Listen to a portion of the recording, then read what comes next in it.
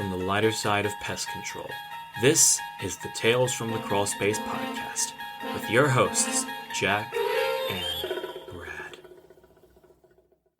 Hey everybody, welcome back to Tales from the Crawl Space. I'm Jack, and across the proverbial desk is the one man that's on the sex offender registry database for being a baseboard jockey, Mr. Brad Harvey. Yeah, I'm the only baseboard jockey, but from where I'm sitting, I can see a lot of IPM motherfuckers on that list. They deserve to be on there. I hope you motherfuckers got to go door to door going, hey, yeah. I do IPM. Yeah, I'm gonna educate you. And it's like, yeah. It's like the things they can do with a glue board are amazing. I do environmental changes. Oh, my God. And tonight we're talking about Blatta, Touille. Roaches. The Cockroach Show. This has been a long time coming, you guys. I mean, we've done subjects on pretty much every damn thing else except cockroaches. And why we haven't done it is because we haven't had to. We haven't had a problem with it. It's like I said on Pest Control Uber Depot. We had a new podcast move in next door about 2 weeks ago, and now we got them all over the fucking place. Well, we treated their house, so they're going to come running over to you. Oh yeah, because the house is the podcast is like 250 yards from us, but yeah, that's where we got them. Yeah, you know, there's a Donnie and Marie company that tried to sell that shit that way. Oh yeah, absolutely. And God forbid, no, we're not going in the crawl space. But oh hell yeah, and I got a whole bunch of stories here from international stories I have. Oh, stories from across the globe. Yes, we do. But speaking about around the globe and podcasters, I think you got something going on with a friend of ours. Jack and I have been bestowed the honor of an appearance on a future podcast from our good buddies at Shit That Goes On in Our Heads. And this is an awesome podcast. It's basically a lot of random shit going on in there. The hosts are G-Rex and Dirty Skittles. We're going to be talking to them soon to kind of get an idea of what we're going to be doing on this episode, and we're looking really forward to it. So, definitely. It's definitely got the Jack and Brad seal of approval. Yes. So give it a listen. That is Shit That Goes On in Our Heads, and you can find it pretty much anywhere you can find any podcast. Most definitely. It's funny. It's thought-provoking. They do a lot about mental health. And I'll tell you, recently they had a guest who's actually has terminal cancer, but what she's been doing, getting on with her life and enjoying life the best way she could. And she tells these funny stories about it. The way she's able to not take herself too seriously about it, it's really a good listen. So it's definitely worth it. Yeah, it's definitely an awesome podcast, and add it to your list of listening as you're going around doing your thing. Hell yeah! Fuck yeah! So, roaches. Yeah, roaches. Oh my God, fucking roaches! Why did it take us so long to talk about this shit? But anyway. So I'm going to start off with one of mine, and it doesn't have anything to do with the roaches themselves, although they did have a big involvement in this story. I was just telling this story to some of the guys at my new job over at Trio Pest Control. God love them. Bill is an awesome guy. Richard is an awesome guy, and I'm a pretty fucking awesome guy myself. Oh, yeah. We make up the trio in Trio Pest Control. I was talking about the time that I was at the Big Green Tea, and we were doing a service at a nursing home in Greenwood, Indiana, Greenwood Village. They've got the big full-service kitchen there. We're doing a roach clean-out. I'm going along. I am double-fisting aerosol cans of Dursban. Yes, this was a while ago. Yeah, I was going to say, goddamn.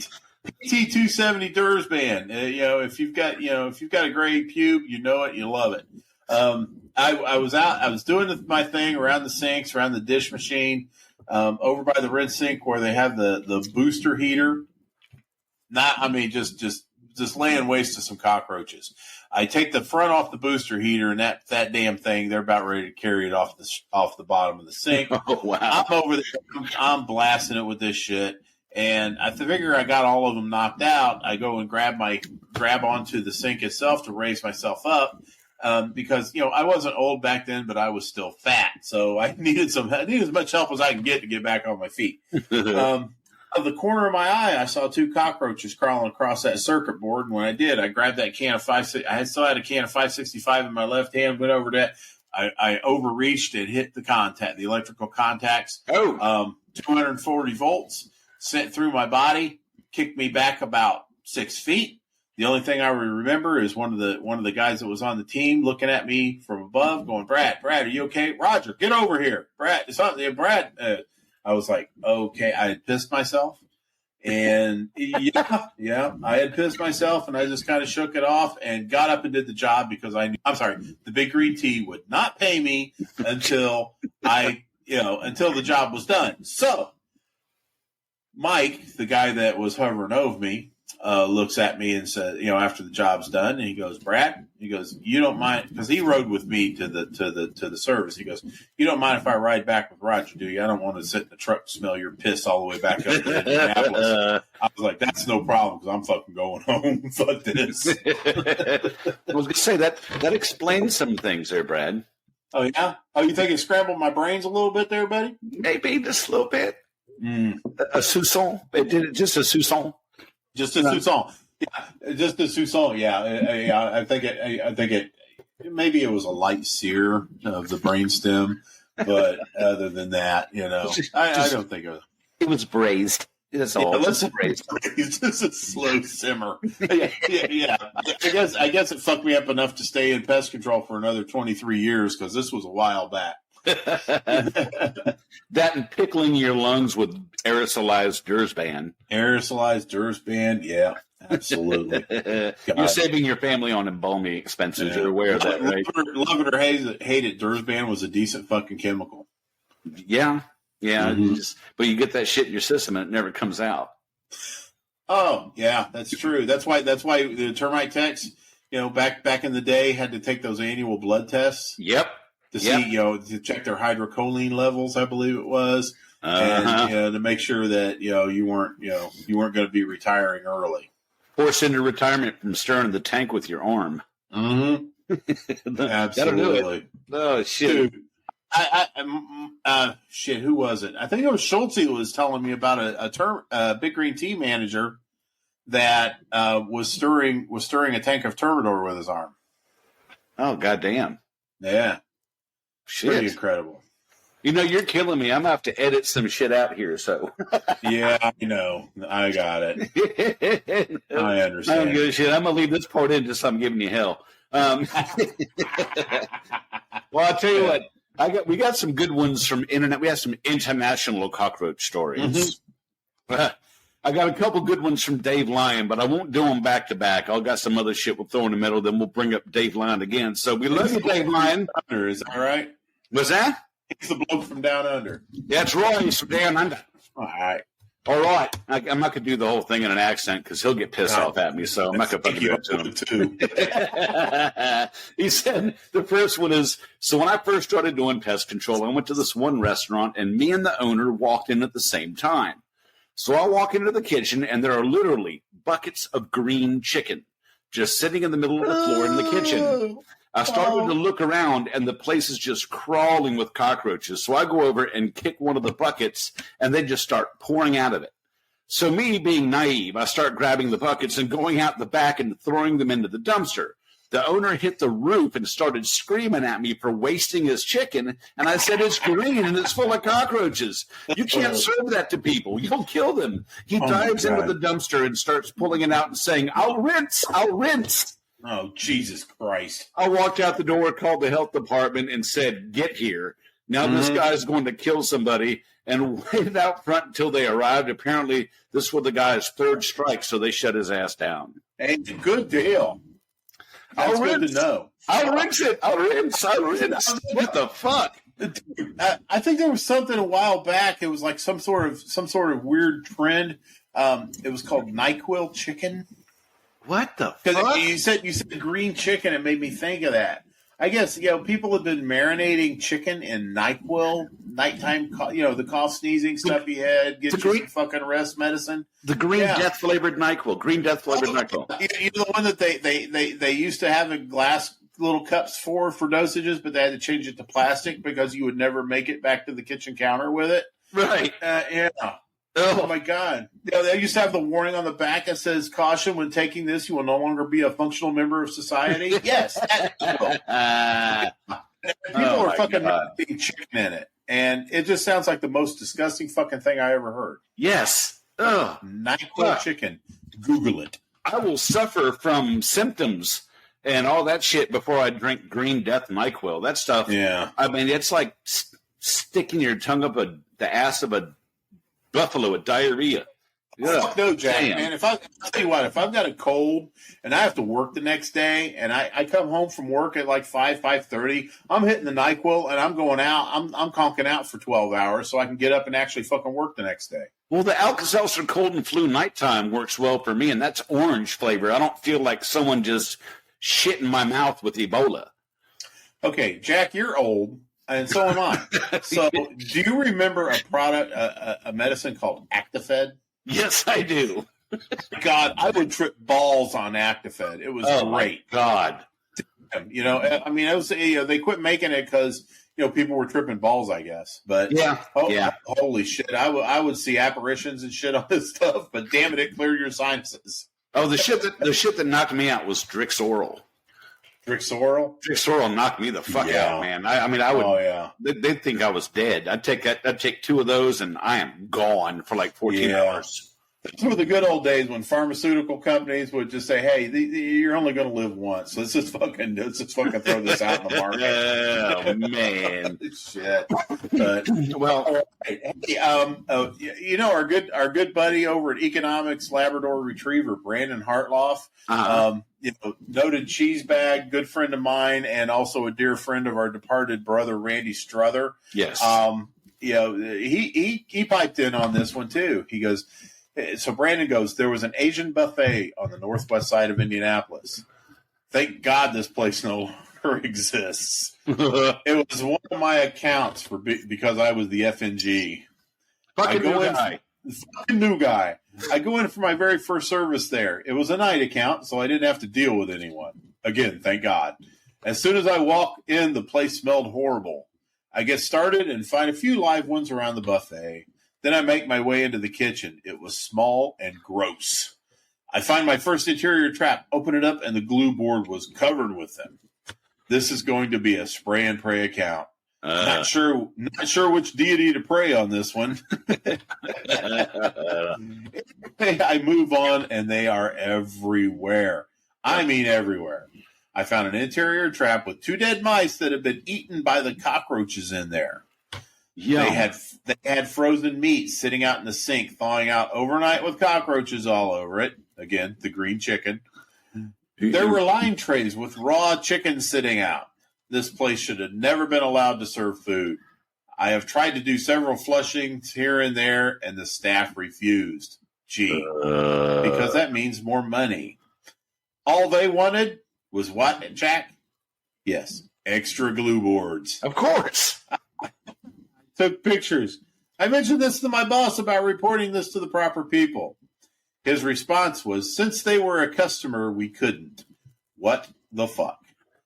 I even went to the local Board of Health site to see previous reports, and none of them mentioned any pest issues. Not sure how this was possible. Well, you wait a day or two. You wait a day or two so it's not too obvious, then you make an anonymous call. There you go. Exactly. Call them like midnight. Leave a voicemail. Yeah, I've made more than one anonymous call to the Board of Health. Oh yeah, and you got to do it anonymously because otherwise, if it comes back to you when you're working for an ivory tower outfit like say Economics Labrador Retriever, yeah, it could cause you some problems because somebody knows somebody and they're going to get your name. Mm-hmm. Because then maybe the customer would want to cancel over that bullshit, and if it ever came back to you, and my God, it's money. How dare you walk away from money? There was a place like that here in Winchester, a hibachi style restaurant that had the same problem. They'd do it once a year when the health department was, crawling down their throat. They'd call in for a massive treatment. First, they'd try to garden hose the entire kitchen first, and that wouldn't work. Then they'd call us out, and they'd sign a contract. We'd do the big initial clean out, then they'd cancel the fucking contract for the rest of the year. So same bullshit. Mm-hmm.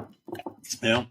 So Josh Talbert, the infamous Josh Talbert. A few days ago, he goes, "I'm busy right." He texted me or he messaged me. He goes, "I'm busy right now, but remind me to tell you about a cockroach story I want to hear on the podcast, something like that."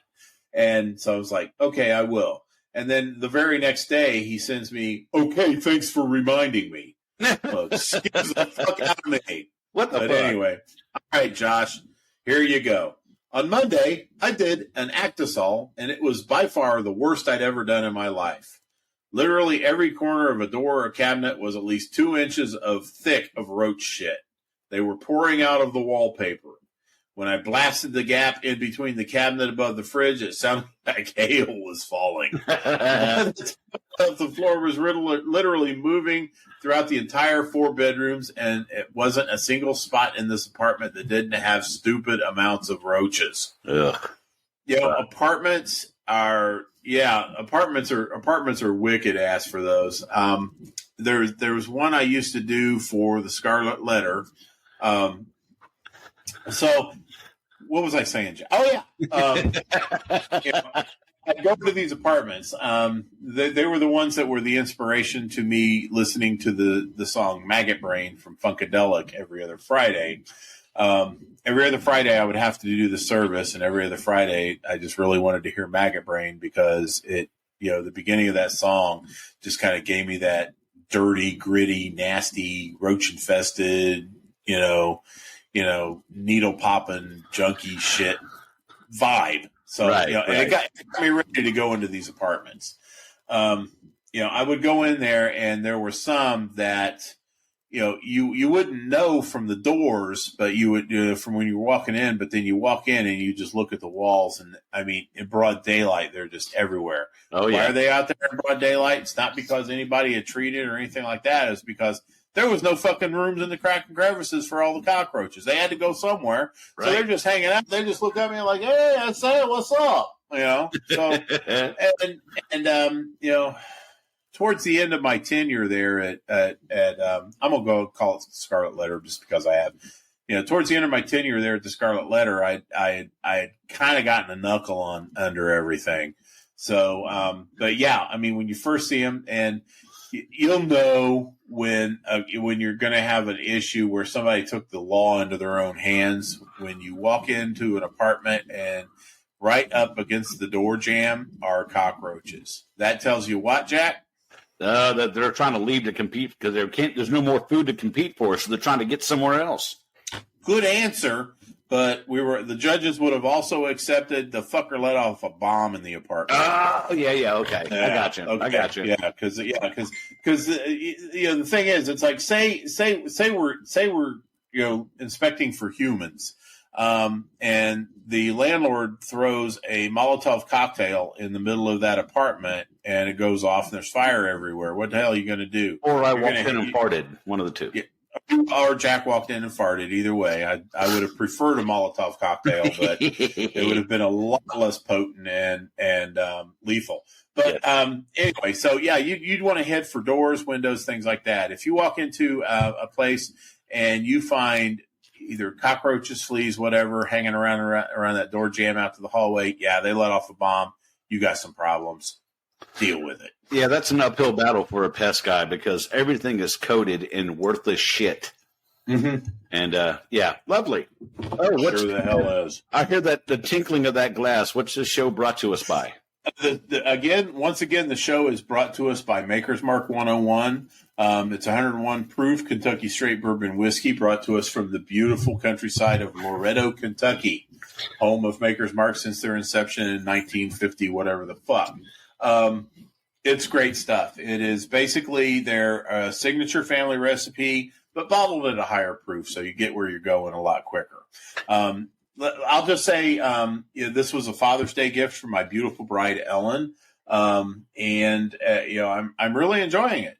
Nice, very nice. Yeah. This show is also brought to us by Heileman's Old Style Beer, classic lager from Heileman Brewery in Wisconsin. And Not available. it used to be able to get it for $4 for a 30-pack. That's the quality of beer it is. Mm-hmm. So that's what I love about you, Jack. You're a cheap drunk. Yes, I am, and I'm an easy drunk too. So you are an easy drunk. I'm a hoe. I'm such a hoe. Such a hoe. Well, I got to tell you, I got a story that goes along with the way those roaches were at the apartment. I have two quick ones, and I've said these before in the first season of the show. I had a house that was full of people that would get on the prayer rugs and pray to the east. And apparently, their dishwasher was broken, and the kitchen was just overrun with roaches to the point that they were gathering on the ceiling above where people were standing to drop off onto them to try to get to a different food source. There were so many roaches and not enough food. And the majority of them were coming around outside through the seal of the dishwasher. So I opened up the dishwasher, and it was obviously broken. I was able to get that out of them. It was broken, but they were still shoving dishes in it with all the food and crap on it. They didn't scrape the plates or nothing. So the inside of the dishwasher was moving. As I was checking the cabinets, which they emptied out, except for the picture of Jesus, which they had hidden in this little Lazy Susan. I guess, the house is primarily for Muhammad, but Jesus had the Lazy Susan. And Jesus had a beard of roaches. A beard of roaches, nice. Roaches, yeah. So they are definitely going to gravitate to Jesus because, anyone who comes unto me will not perish and yet have everlasting life. Except for the one that was running underneath the rug, and the guy that I was with went down and stomped on the prayer rug. Because the roach was running underneath of it. And so I'm confused here for a second, Jack. Okay, you've got the 3-day prayer rug, and then you've got a picture of Jesus. I'm confused. Yes, that's what I'm saying. I was confused too. I am spiritually confused here. The house was primarily Muslim except for the Lazy Susan, which had a picture of Jesus. And a roach was running underneath the prayer rug, and you're not supposed to wear shoes on those things. But he walks over there in his work boots and just stomps on the lump in the carpet. And you hear that nice wet pop under the carpet. I'm like, get off the carpet. Get off the fucking carpet. Yeah. God. Then I had the Hitler junkie house in Deal, Maryland. There were so many. It was like the wood panel walls with like the quarter round molding at the top, and the quarter round molding was like a quarter inch away from the ceiling. So it was lined with roaches. And as I was baiting, they were eating the bait as fast as I could put it out. I went through an entire box of roach bait in the kitchen, and most of the bait was gone by the time I left. They had ate that much of it. And I walked past this 1970s calendar hanging on the wall, and as I bumped against it, roaches came out from between every single month of that calendar. I mean, they're just like a cloud of them. They're all over the fucking place. Even the Tammy Wynette month, which is usually what, July, August? I think so. With them hip-hugging denims she wore, I mean, I can see why the roaches want to snuggle up to that. And her standing like a big blonde Marine. Oh, yeah, Tammy Wynette. Stand by your man. Something be standing, that's for sure. That's right. Well, I'll tell you what, I got another one from Dave Lyon for you. Oh, let's strap it on. He goes, hey, mate, I've got some cockroach stories for you. I had this what-hole customer. He goes, it's a guy that refuses to pay for proofing, then complains that you never told him about the issue. What hole? Jesus. That's what he calls them, a what hole. He goes, anyways, I've been going there for 4 years for Germans. Places like Swiss cheese, filthy and ignores all recommendations, but the boss won't walk away from money. About 2 years in, he actually bought a box of silicone caulk and then sat there for another 2 years. So one day I arrive and the health inspector's there because they gave people food poisoning. I overhear him throwing me under the bus and then turns white when he sees me standing there.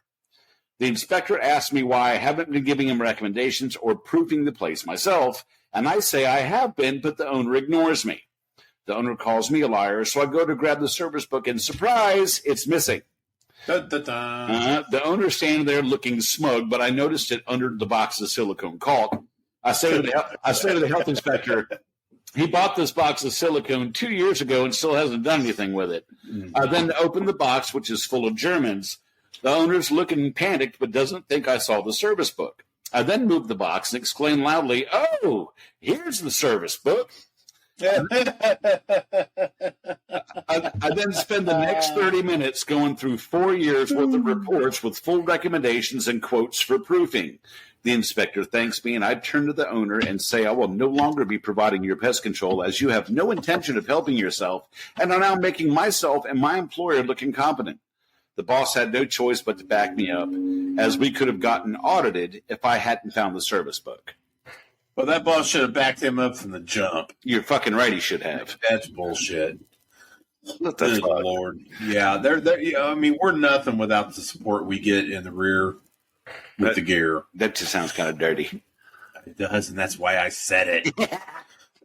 Yeah, and Dave Lyons got a little bit of dirtiness on himself, too, talking about what hole. I thought, what hole, mate? What hole? Yeah, I've heard, that's been my response on more than one occasion. Okay. Yeah, what a hole. Well, I usually end up hearing wrong hole, but there's wrong hole. Hey, with the right, if you're with the right person, there's no such thing as the wrong hole. That is correct. Absolutely.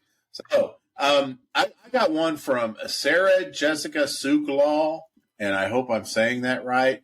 She gained a little bit of fame this week on Pest Control Human Depot, my favorite group, by reaching out for some advice on what type of pants to wear, because she is blowing out the men's pants, and I can sympathize. I can sympathize about the thighs. I'm not the thinnest person in the world, and I have issues like that as well. It's not a sex specific issue. But that said, let's get off of that and on to what she actually wanted to talk about. Well, I got to tell you, I did see that post, and with all the love and respect and no condescension whatsoever, I said to myself, I'm failing to see the problem. Good Lord. Go on. Yeah, we're trying to run a family show here. Not. Yeah, no. Mm-hmm. Anyway, but yeah, Sarah brought us a good story. She goes, I want to start off by saying that just because I do pest control doesn't mean my fear of bugs is non-existent, which I can kind of relate. I have a few things myself. I've gotten over them through the years, but it's a thing. But she goes on to say, I had to put my kid into a wall to get away from a palmetto. And, for those of you that don't know, she's talking about a palmetto bug. The palmetto bugs they're a fucking roach, okay? Yeah, they call it, in Florida, they call them palmetto bugs to make them sound classier than they actually are. They're a fucking roach. And she was like, okay. Fuck them kids. Yeah, fuck them kids. That's right. Just like make wallpaper out of your kids to get away from that bug. I will scream if a butterfly touches me. I'm terrified of bugs. So, picture this. Morning of September 29th, 2022. She remembers it well. A cloudy day, but still a good day all around, until my arrival to a unit in need of a clean-out. A gas. I had heard stories from other techs, the property manager and maintenance, but you know how people exaggerate, right? No. This is something that will live forever with me. The reasons of why I see spots moving on white walls when in reality there is nothing there. Therapy couldn't help after the gassing of this unit. It had been the living quarters of a family of hoarders with a small child. Oh, yummy. Oh, I hate that. Hear that. Boxes line the walls, trash every cubic inch of the 2-bedroom condo. They were finally evicted, and when we were sent into the hell to get rid of the roaches that called this place their paradise for the last decade. Usually one tech is sent to do service like this, but the extremity of the case was too much for one person. 2 sacrificed their sanity to help the building that had been plagued by a nightmare neighbor. It took 15 entire minutes to stop the waterfall of roaches falling from the front door into the unit. Oh, shit. Ooh, and the next 3 hours were spent covered head to toe in roaches. Yummy. And even though I feared them, something about their face looking up from my pants leg was kind of cute, though. Giggity. From the window to the wall to the ceiling to the baseboards as the BP 300 goes full force out the Actisol. It was something I have never come close to encountering again, and something I never wish to see again. Oh, my holy God. You know, there's a couple song references, and the first one was fucking perfect because you said, picture this. And then I heard Debbie Harry go, picture this, a day in September. And you said something about September. I'm like, yeah, fuck her. September 24th. Yeah, oh yeah. Fucking total Blondie reference. Yep. Totally. Fucking nasty shit. I tell you. God damn. You know what? And the fact that she's still in the business after that speaks volumes about our friend Sarah. She got some serious lady balls on her. Yeah, she does. She's got some she nuts on her like for days. Good on you, Sarah. Good on you. My hat, and I always wear a hat. My hat is off to you. Damn Skippy. Mm-hmm. Well, I got a couple quick gigantic roach personal accounts for you. Let's hear it. At military school, we had this Mennonite family that would come through the barracks and sell us bags of chocolate chip cookies, and they were like crack. I think they put crack in them. This is before crack existed, but I think they were putting crack in them because they are better than the Thin Mints from the Girl Scout cookies. The Thin Mints suck. Oh, but that's another show. You go fuck you. Fuck me. Fuck you. Oh, you fucking fuck. Fuck you, fucking fuck. You fuck. You bitch son of a motherfucker. Shut up and give me my muscles Vindaloo already.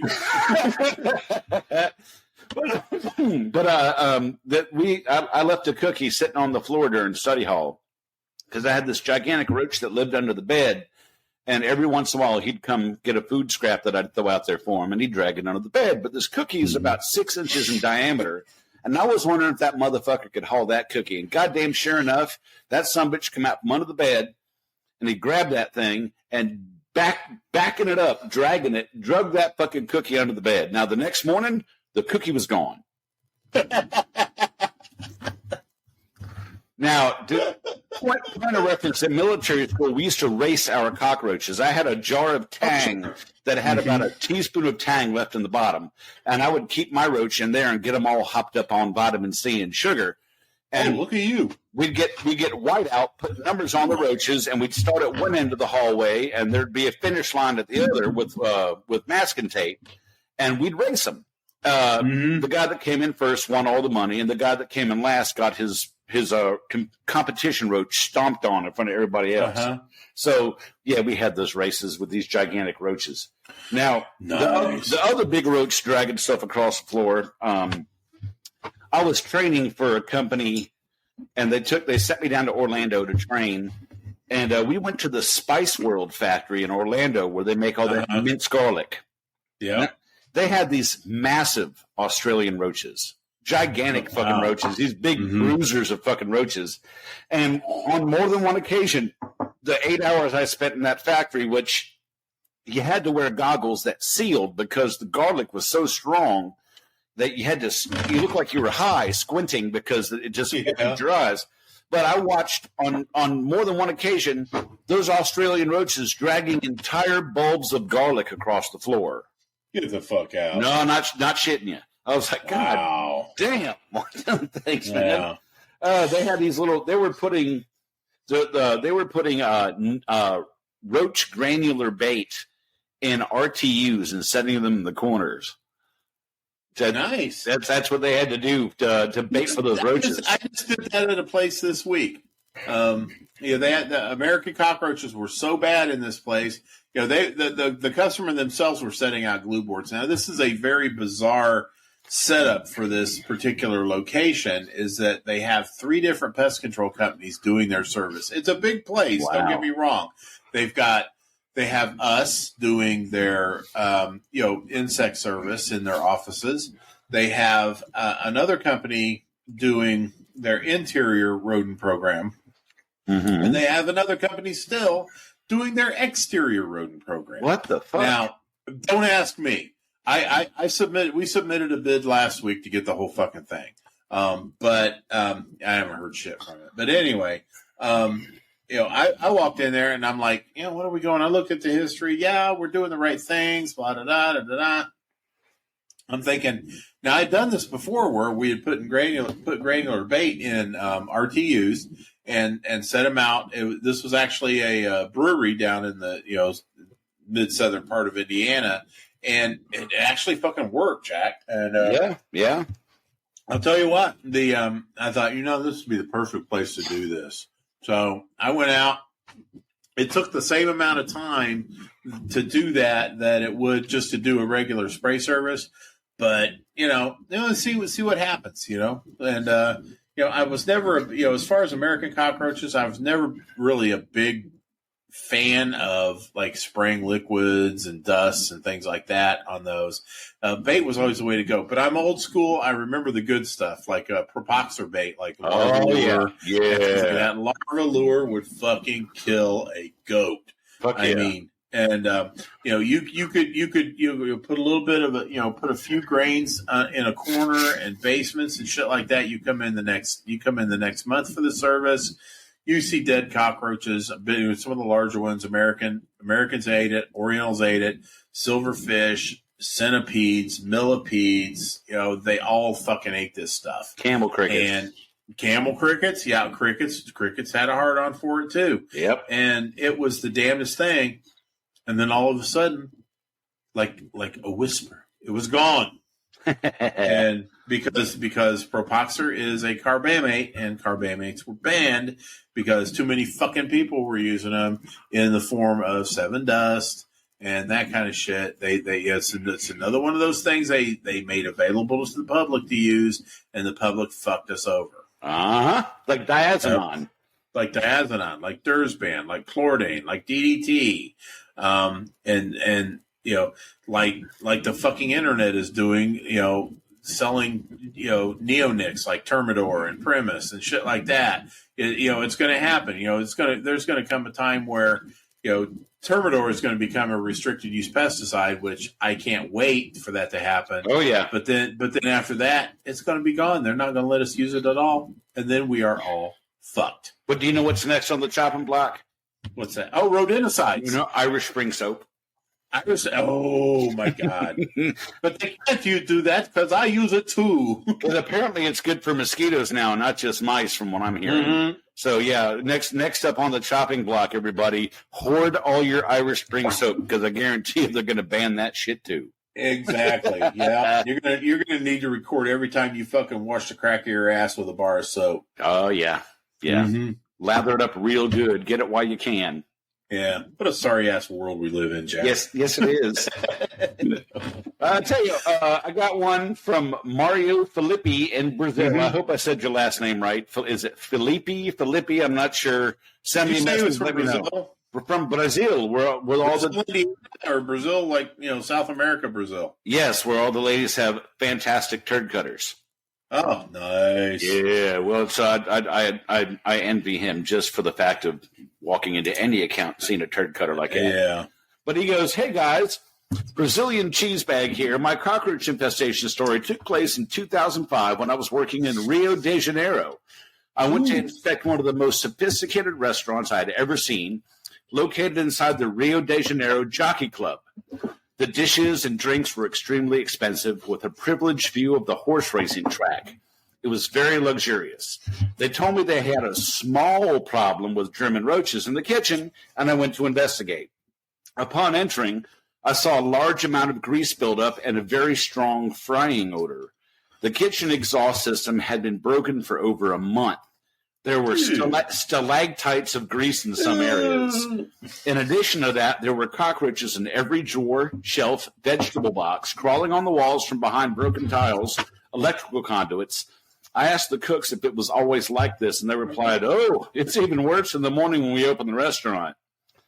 In the end, we sent a high quote, but the restaurant didn't want to proceed with the service. I still wonder how many high society people in Rio savored their dishes seasoned with cockroach legs. And he says, apologies for the bad English. Cheers. Buddy, your English is spot on, and it's far better than Brad's after several glasses of bourbon. You got that shat right, Jake? Oh my gosh. Yeah, Mario, thanks a lot for that story. That is freaking awesome. And yeah. It's nice to know that we can reach beyond our borders. And all across the world we're the same. We're just cheese bags trying to get this shit done, trying to kill some bugs, and trying to maintain our sanity at the same time. It's funny you should mention Jack about having some cockroaches in the food, because I may have told you this story. I wish I had some like jingle bells around, because it's kind of a Christmas story. Ching ching ching ching ching ching ching ching. I had a customer in Shelbyville, Indiana. She was notorious for having cockroaches, and this was back when we didn't have a whole lot at our disposal to really wipe out a good gnarly population of cockroaches, other than aerosols and shit like that. The lady, one of the ladies who lived in there, was kind of old, couldn't get out for me to actually, unleash hell in her house. So, it was this basically, every month was basically a fight, Brad versus the cockroaches, using a pin stream of Dursban LO. Didn't work real well. Dursban LO is a great product, but once it absorbs into plaster and drywall and unfinished wood and stuff like that, you might as well have just pissed on the baseboard. Anyway. It's Christmas time. Everyone is feeling jolly, gay, and so forth. Maybe not so jolly, but anyway, she, as most people do during the Yuletide season, she's preparing some special delicacies for her family, or for friends, and so forth. And I complete the service, and she goes, "I made some Turkish delight. You want some?" And, being the magnanimous guy that I used to be until the world crushed my soul, I said, sure, why not? And that sounds good. So she boxed me up some shit, some Turkish delight, and I got out there, and I had absolutely no intention of eating this. And I was looking forward to finding the nearest dumpster somewhere that I could chuck it in there and get it out of my truck. But, let's just say, the sugar beast got the best of me, and I was like, you know what? I may have to check this out and smash it. First piece I grabbed, I looked in, and there was a cockroach in that Turkish delight, preserved like a prehistoric fossilized cockroach in amber, only much smaller. And so it's like that definitely took care of my appetite right there. So, I didn't even bother to find the nearest dumpster. I found the nearest fucking alley. Payload from my craft. Christ. It was disgusting. Places like that. Oh, I got to say this first.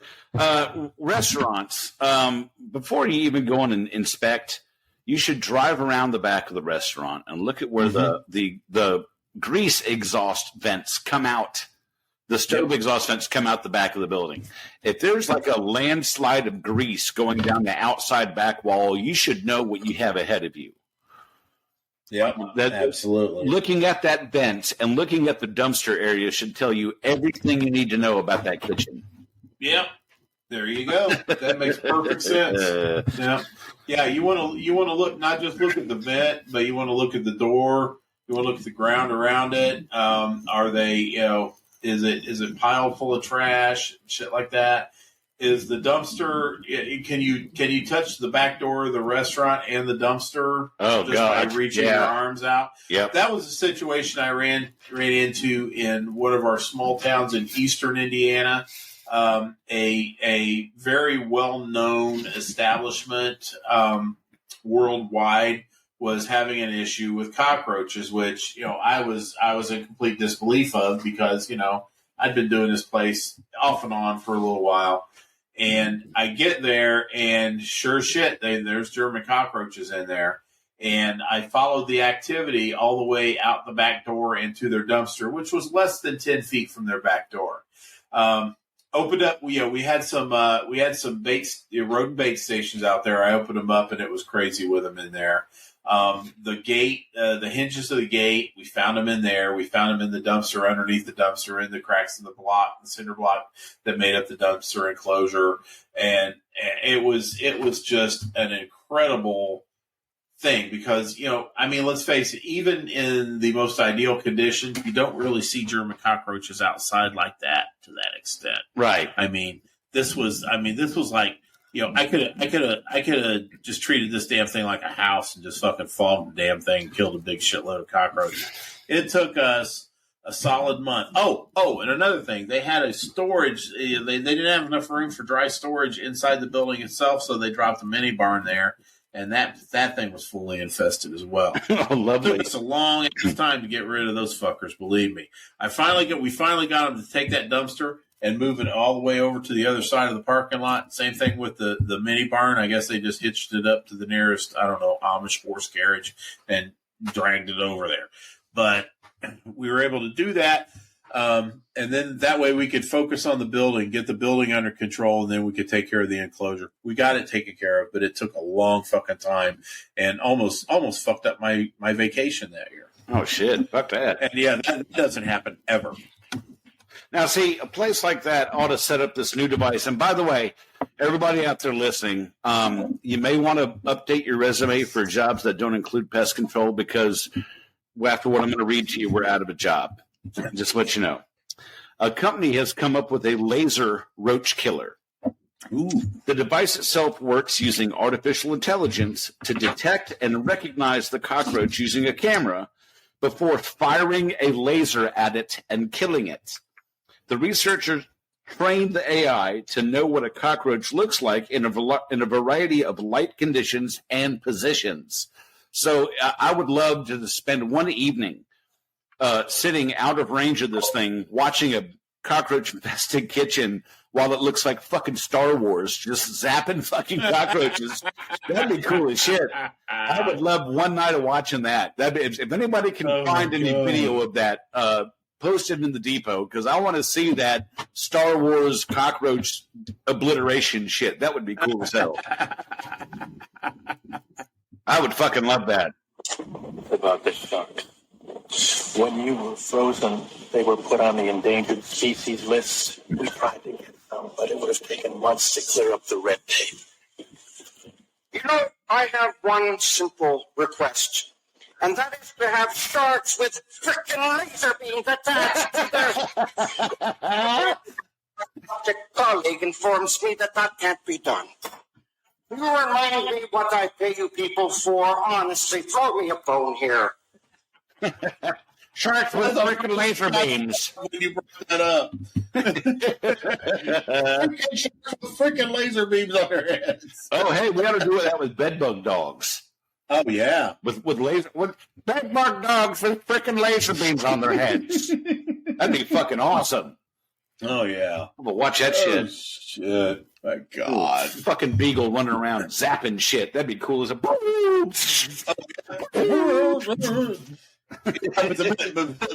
poor little bastard stopped to lick his nuts. He'd fucking be fried. He can castrate himself. Fucking castrate himself, poor bastard.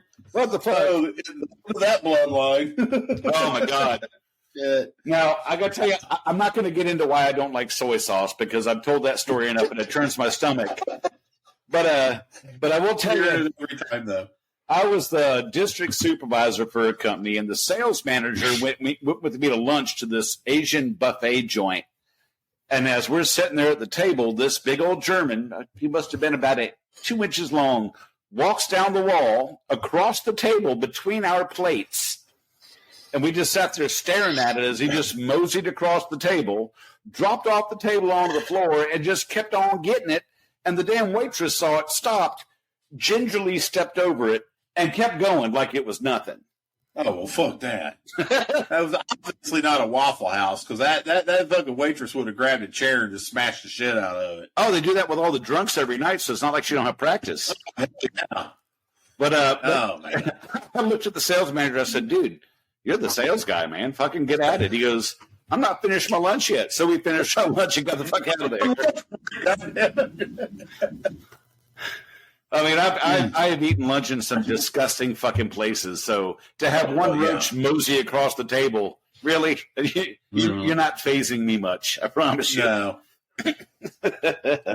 I mean, when they're so bad that you can smell them when they walk in. My family and I were, me, my wife, my daughter, we were on vacation in Branson, Missouri many, many moons ago. And we walked into a place called, what was it called? Hungry Howie. No, it wasn't Hungry Howie. Starvin' Marvin's. And so we walk in, And, there's a buffet. I'm a fat guy. I'm down for a buffet.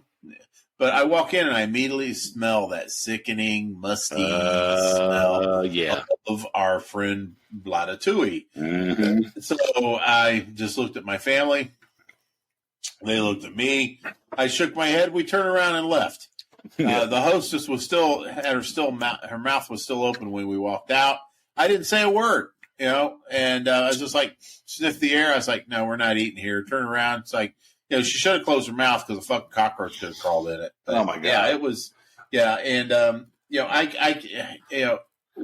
so to you new guys and gals that are listening to this, there's going to come a time where you can actually smell these fuckers. And, for sure. Yeah, for sure. And it's definitely going to change the dining dynamic of your life when you do.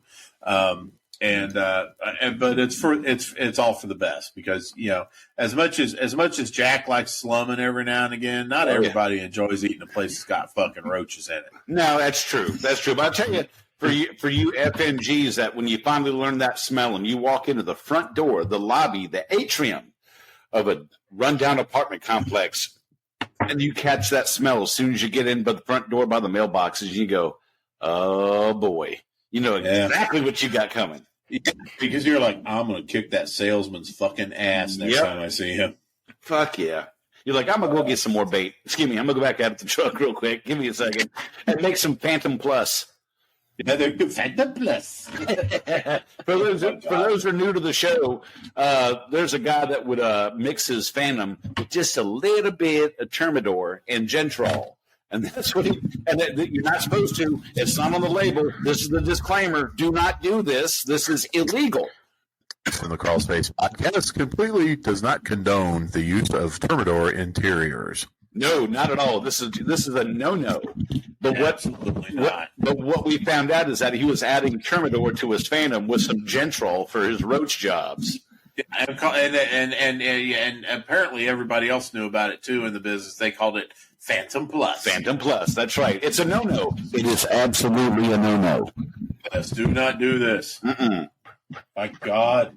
Okay, I think our ass is off the hook now, Jack, on that one. Okay, good. Yeah, that's unlike the editing I had to do in the first 5 minutes of the show. Mm-hmm. I was sweating really hard on that one, buddy. It's like I need to find a T-shirt to wipe myself off on. Hey, speaking of T-shirts, we got a good avenue on those, right? Yes, we do. We got a new store on the website. Go to tftc.wtf, and you know what the WTF stands for? What the fuck? What the fuck? Go tftc.whatthefuck, and go to the store. Go to the little hamburger menu in the top corner, and drop down. You go to store. We've got some of the classic design PCHD T-shirts, and they're really inexpensive. I think they're anywhere from $11 to $15 a piece. You're guaranteed delivery within 11 days. They're a good quality shirt. We also got Tales from the Crawl Space shirts there, and I think there's some coffee mugs in there and everything. So it's a brand new store. We have a new company that's making our shirts for us. It's print to order. So go check it out and get yourself some swag. But when it comes to the classic PCHD symbol, Brad, I think you've got something for everybody, don't you? Yeah, I do. We've got plenty. We got some good merchandise on that one too. We have the old gold PCHD magnet, and you can get a hold of me on details on how to get that. And also we have a lot of PCHD swag on the same shop there as at tftc.wtf. Stickers, magnets, T-shirts, hats, you name it. You are as a pest control professional, you matter. You are somebody, but you do not matter near as much as you do when you're wearing Tales from the Crawl Space or PCHD swag. Damn right. Well, you got a whole bunch of stickers in your hot little hand, don't you?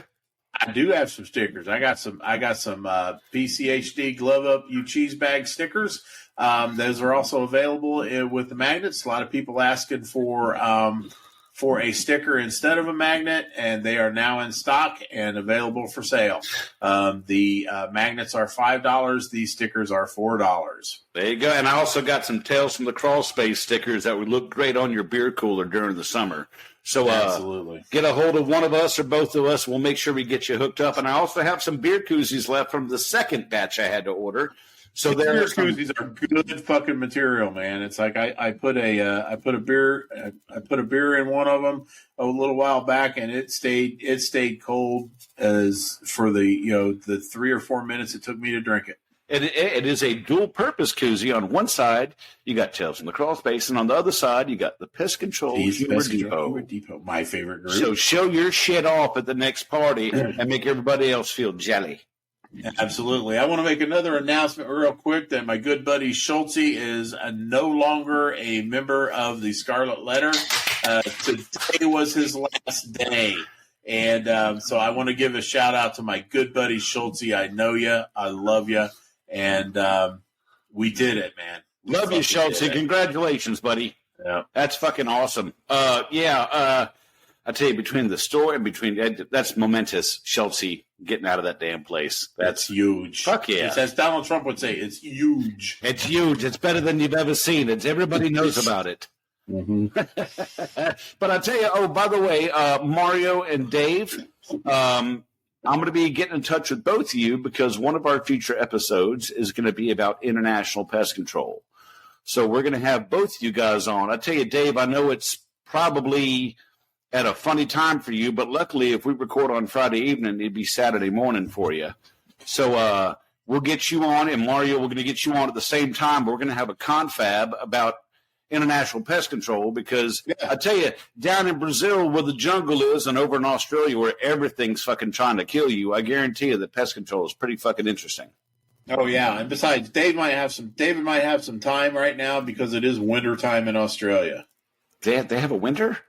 They do have a winter. What? Yeah, let's see. Michael Lorney, one of our member of the mod squad on PCHD, and Deza Knopf are both. Let's see. Michael's from Australia, and Deza is stationed out in Christchurch, New Zealand, and they are currently messaging us in the squad room, bitching about how cold it is, and right now we hate them. What's their idea of cold, though? Really? Come on. Their idea of cold, 30s, 40s, Fahrenheit. They keep throwing these damn Celsius numbers, and we're Americans. We have no idea what they're talking about. We don't math like that. We don't math like that. We don't. We Americans will do anything we can to resist the metric system. Fuck yeah. So we just assume that it's cold. So at least cold for them. And but anyway, I'm sure pest control might be slowing down a little bit. They got some time to chat. Hey, mate, more nipples can cook glass down here, mate. You cunt. Let's put some shrimp on the barbie. Dave, oh, man. I know say you're American without really saying you're American. Well, ladies and germs, cheese bags everywhere. That is it for tonight for me and Brad. We would like to let you know that you can kindly bug off. Bug off. Thanks for listening to Tales from the Crawl Space podcast. You can find us on just about every single podcast outlet there is online. So be sure to subscribe, and we'll have a new episode next week. Don't forget, you can find us on Instagram at TFTC Podcast, on Twitter at Crawl Space Tales, and you can also find us on Facebook at the Pest Control Humor Depot. See you next week.